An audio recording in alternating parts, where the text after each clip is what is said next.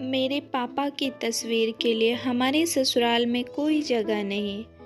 मन बहुत उदास है और आंसू हैं कि रुकने का नाम ही नहीं ले रहे हैं। अपने कांपते हाथों से पापा की तस्वीर को पेपर में लपेट रही क्योंकि हूँ। इस तस्वीर को पेपर में लपेटकर अलमारी में रखना था। बाद में इसका क्या करना है वो मेरे ससुराल वाले डिसाइड करेंगे, क्योंकि सब लोगों के मुताबिक इस तस्वीर का मेरे घर में नहीं होना चाहिए था। मैं सुनंदा जब से शादी होकर आई हूँ, मैंने इस घर को अपना ही समझा है और इसलिए चाहे साफ सफाई हो, चाहे इस घर की सजावट हो, चाहे इस घर के लोगों को अपना मानना हो, मैंने दिल से वह सब कुछ किया जो एक बहू का फर्ज होता है। मेरी शादी को 10 साल हो चुके हैं और मैं अपनी शादीशुदा ज़िंदगी में खुश हूँ। प्रवीण बहुत अच्छे पति, पिता और बेटे हैं। मेरे ससुर नहीं हैं, पर मेरी सास माया जी अच्छी हैं। बहुत अच्छी भी नहीं कह सकती, क्योंकि वे जल्द ही दूसरों की बातों में आ जाती है और उसके बाद परेशानी मुझे और मेरे पति को उठानी पड़ती है। एक देवर है मयंक, जो माँ के अंधभक्त और लाडले हैं। उनकी अपनी बीवी से कैसे बनेगी यह तो भगवान ही जाने, क्योंकि अभी तक तो शादी हुई नहीं है। 2 बच्चे हैं, सागर और शुभांगी, जो घर में सभी के लाडले हैं।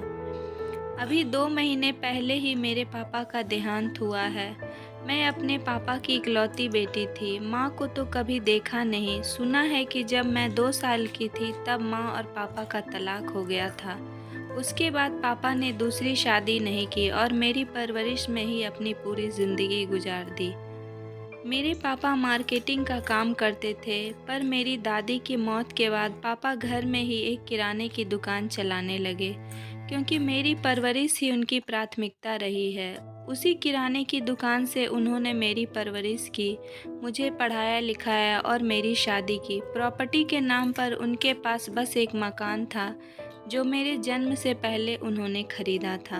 मेरे पापा की मृत्यु के बाद 20 दिन तो मैं उसी मकान में रही, पर कब तक वहाँ अकेली रहती, इसलिए फिर एक कमरा छोड़कर बाकी के 3 कमरे और दुकान को किराए पर चढ़ाकर मैं अपने पापा की तस्वीर को लेकर इस घर में आ गई। वही तस्वीर जिसे पापा की शोक सभा के लिए तैयार किया गया था। मैंने यह तस्वीर मेरे ससुर जी की तस्वीर के पास हॉल में ही लगा दी। 1-2 दिन तो किसी ने कुछ नहीं कहा, पर धीरे धीरे मैंने यह नोटिस किया कि कुछ ना कुछ बात ज़रूर है, पर शायद मेरे सामने कोई नहीं कहता।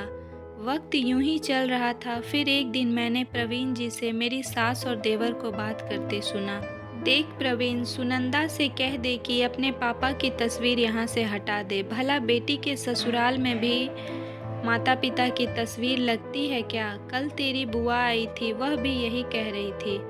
कैसी बात कर रही हो माँ? सुनंदा अभी तक पापा जी के मृत्यु से उभर भी नहीं पाई और आप इस तरह की बात लेकर बैठ गई।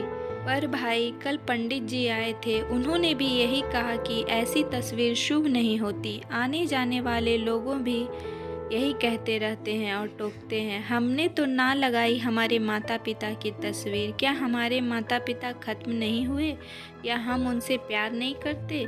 इससे पहले कि वो लोग कुछ और कहते, मुझे वहाँ देखकर सब चुप हो गए। मैं कुछ नहीं कह पाई, बस मेरी आंखों से आंसू गिर गए और मैं अपने कमरे में चली गई। दूसरे दिन मैंने वह तस्वीर हॉल से हटाई और अपने कमरे में लगा दी, पर इससे भी शायद मम्मी जी को समस्या थी। दूसरे दिन मौसी आ गई तो उन्होंने भी यही बात कही, अरे सुनंदा, बेटी के माता पिता की तस्वीर ससुराल में शुभ नहीं होती, अपने पापा की तस्वीर को यहाँ से हटा दो। लेकिन लेकिन मौसी जी, अब तो यह तस्वीर मैंने अपने कमरे में लगा दी, अब क्या समस्या है? फिर वही बात, कहा ना यह कमरा भी इसी घर का हिस्सा है। इस तस्वीर को हटाओ और पैक करके अलमारी में रख दो, बाद में सोचेंगे कि इसका क्या करना है। लेकिन वेकिन कुछ नहीं, जो कहा गया है उतना करो। हमारे घर के भी कुछ शगुन होते हैं और वास्तु के हिसाब से यह तस्वीर शुभ नहीं है। वैसे भी शोक सभा की तस्वीर है, माँ जी ने लगभग चिल्लाते हुए कहा और कमरे से चली गई। सुनंदा, माँ जो कहती है वैसा कर लो। आखिर उन्हें जिस चीज़ से शांति मिलती है वैसा काम करो। आखिर कब तक लड़ते रहें उनसे? पिछले 1.5 महीने में कई बार हो चुका है। कहा सुनी माँ मानता हूँ कि तुम्हारे भी इमोशंस हैं, पर प्लीज़ समझो। शाम को प्रवीण जी ने भी कहा। आखिर थक हार कर मुझे यह तस्वीर पैक करके अलमारी में रखनी ही पड़ रही है। मेरे पापा की तस्वीर के लिए मेरे ही ससुराल में जगह नहीं है। कुछ दिनों बाद मैं वह तस्वीर अपने पापा के घर में ही रख आई। कम से कम मेरे पापा की तस्वीर अपने घर में तो रहेगी। वक्त यूं ही बीत रहा था। कुछ समय बाद मेरे देवर ने नौकरी छोड़कर बिजनेस करने की सोची। अपना बिजनेस शुरू करने के लिए उन्हें पैसे की ज़रूरत थी। इसके लिए उन्होंने और माँ जी ने प्रवीण जी से कहा, पर समस्या यह थी कि हमारे पास इतना पैसा नहीं था। इसलिए प्रवीण जी ने लोन लेने के लिए कहा। भाई एक काम करते हैं, हम लोग लोन के लिए बैंक में अप्लाई कर देते हैं। आजकल सरकार भी नए स्टार्टअप के लिए अच्छा खासा लोन देने को तैयार है, बस अपना आइडिया अच्छा होना चाहिए। लोन की बात सुनते ही माँ जी और देवर जी का चेहरा उतर गया। उन्हें बिल्कुल भी उम्मीद नहीं थी कि प्रवीण जी लोन के लिए कह देंगे। फिर माँ जी ने बात संभालते हुए कहा, अरे लोन की क्या ज़रूरत है, पैसा है तो सही।